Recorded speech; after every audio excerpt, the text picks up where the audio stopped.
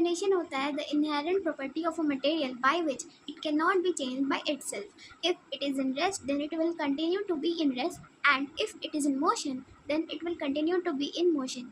मतलब ये कोई भी मटेरियल का एक इनहेरेंट प्रॉपर्टी होता है जो ये बतलाता है कि कोई भी ऑब्जेक्ट खुद से अपनी आपको चेंज नहीं कर सकता। अगर वो ऑब्जेक्ट रेस्ट में है तो वो रेस्ट में ही कंटिन्यू करेगा रहना, और अगर वो मोशन में है तो वो मोशन में ही रहेगा।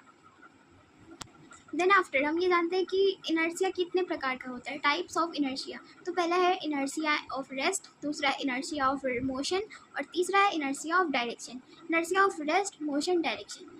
पहला इनर्शिया ऑफ रेस्ट, ये क्या होता है कि tendency of a body to be in rest. मतलब अगर कोई भी बॉडी रेस्ट में है अचानक से मोशन में आ जाता है, उसको हम क्या कहते हैं, इनर्शिया ऑफ रेस्ट कहते हैं। जस्ट एग्जांपल, अगर हम किसी घोड़े पे बैठे हैं, घोड़ा रुका हुआ है और अचानक अगर घोड़ा चलने लगता है तो ये इनर्शिया ऑफ रेस्ट का डायरेक्शन है। इस मोमेंट में हम लोग क्या करते हैं, हम लोग पीछे की तरफ ऐसे हो जाते हैं, we have a sudden jerk backward, okay.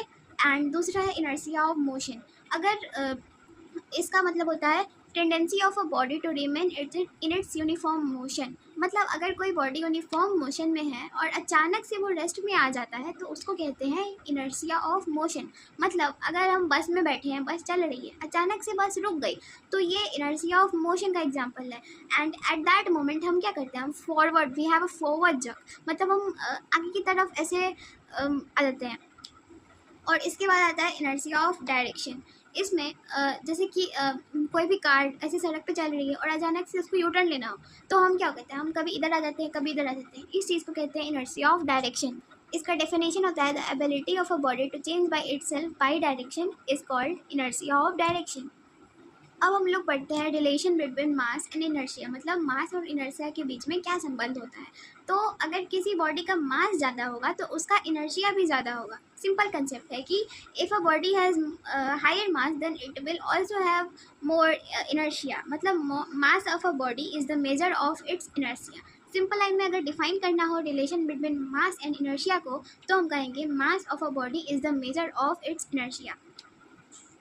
अब आते हैं न्यूटन्स लॉ की तरफ। तो न्यूटन का पहला लॉ था कि every body continue to be in rest और in uniform motion until an external force is not applied on it. मतलब अगर कोई बॉडी रेस्ट में है या फिर यूनिफॉर्म मोशन में है तो वो जिस कंडीशन में है उसी कंडीशन में रहेगा जब तक उस पर कोई एक्सटर्नल फोर्स नहीं लग जाता है। And then after we will know about momentum. What is momentum?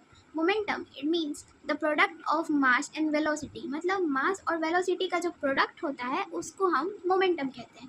momentum को हम लोग p vector से denote करते हैं। मतलब p vector is equal to m into v vector। momentum एक vector quantity है, इसका SI unit होता है kg into meter per second। And then after there's a topic variation of momentum. इसमें 3 केस होता है। पहला केस होता है कि when mass is constant then momentum will be directly proportional to velocity. मतलब जब मास कांस्टेंट होगा तो मोमेंटम किसके प्रोपोर्शनल होगा, वेलोसिटी के। In second case we will know that if velocity is constant then momentum will be directly proportional to mass। अगर velocity constant होगा तो momentum मास के डायरेक्टली प्रोपोर्शनल होगा। और थर्ड केस में हम जानते हैं कि अगर दो बॉडी है, अगर दोनों का मास अनइक्वल है, मतलब सेम नहीं है, तो उस केस में उस दोनों का मोमेंटम सेम होगा। मतलब अगर एक बॉडी 10 kg की है और एक बॉडी 20 kg की है तो दोनों का मास तो अनइक्वल है बट दोनों का मोमेंटम सेम होगा।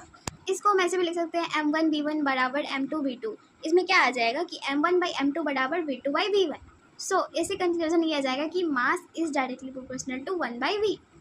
अब आते हैं न्यूटन सेकेंड लॉ की तरफ, जो है force on a body is directly proportional to rate of change in linear momentum. मतलब फोर्स डायरेक्टली किसके प्रोपोर्शनल होता है, लीनियर मोमेंटम के। मतलब F vector is directly proportional to dp vector by dt vector.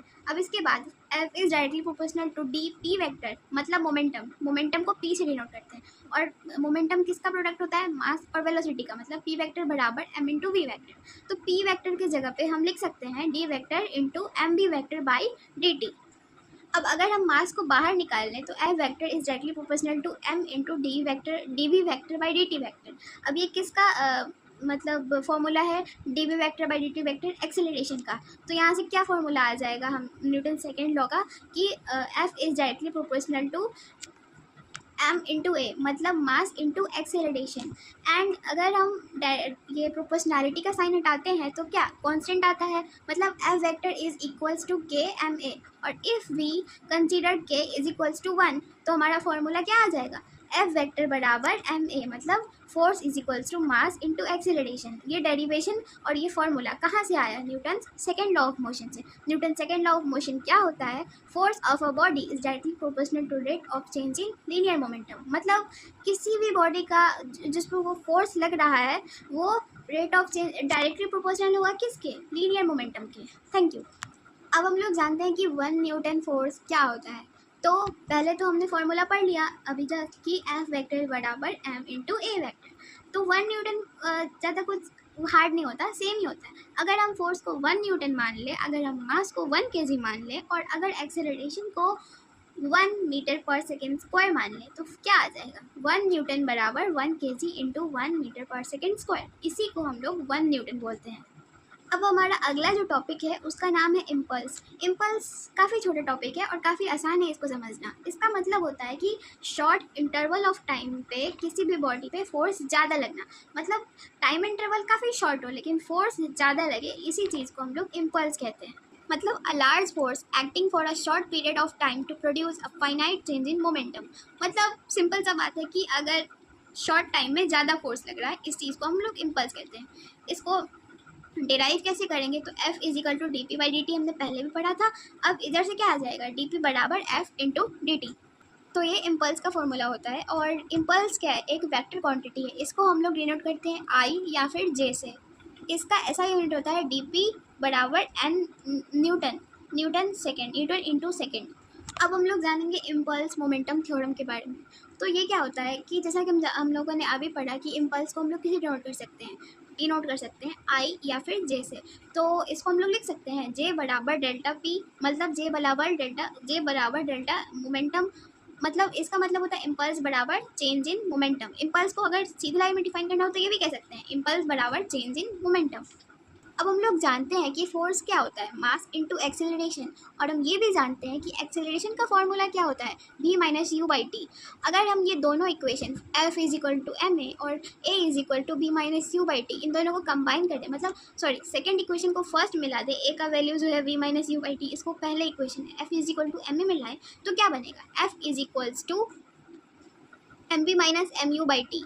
और इधर से अगर हम एफ टी बराबर M B minus M U कर दें तो एफ और टी ये किसका है, इम्पल्स का ही तो है। इम्पल्स मतलब क्या होता है, शॉर्ट इंटरवल पे ज़्यादा फोर्स लगना, मतलब फोर्स इनटू टाइम ही तो है।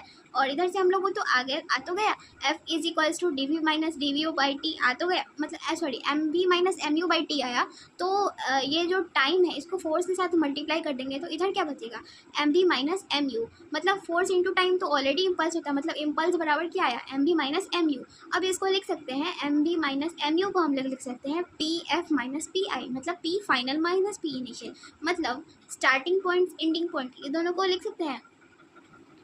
एज हमने पहले भी पढ़ा था कि पी फाइनल और पी इनिशियल को हम लोग एम बी और एम यू से भी डिनोट कर सकते हैं। सो यही खत्म होता है हमारा आज का पार्ट। मिलते हैं नेक्स्ट पार्ट में। Thank you.